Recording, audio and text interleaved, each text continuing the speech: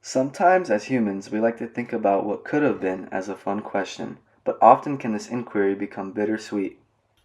The famous philosopher Soren Kierkegaard acknowledges this in the quote: "The most painful state of being is remembering the future, particularly the one you'll never have." Now, what does that mean? Well, I don't know about you, but when I first heard this quote, I found myself able to relate to it on a deeper level than I think I'm even able to explain.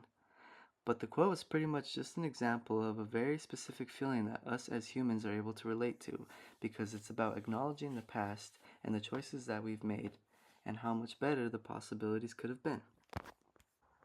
An important aspect of this feeling is being able to vividly imagine your future, which is described as remembering, according to Kierkegaard.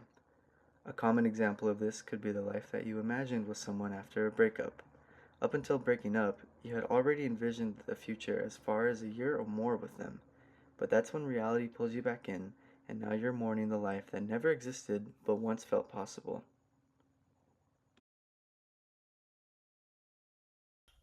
This all ties into existentialism, which is a philosophical belief that humans create their own meaning in life because we inherently serve no specific purpose.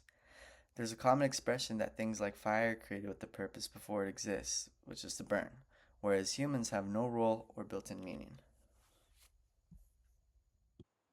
Going back to the breakup example, losing someone who played an important role in your life ultimately changes your life because a breakup isn't just losing a person, it's losing a future.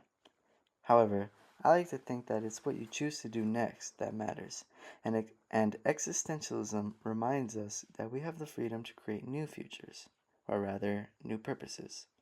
Once you realize that, you'll find yourself living authentically, which is exactly what existentialism inspires us to do.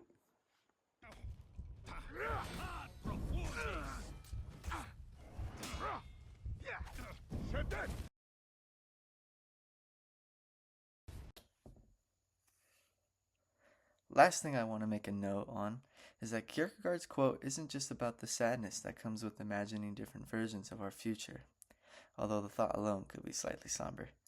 Everything happens for a reason, so try to think about how it's a good thing that you aren't with that one person anymore, or why it's a good thing you didn't get that one job.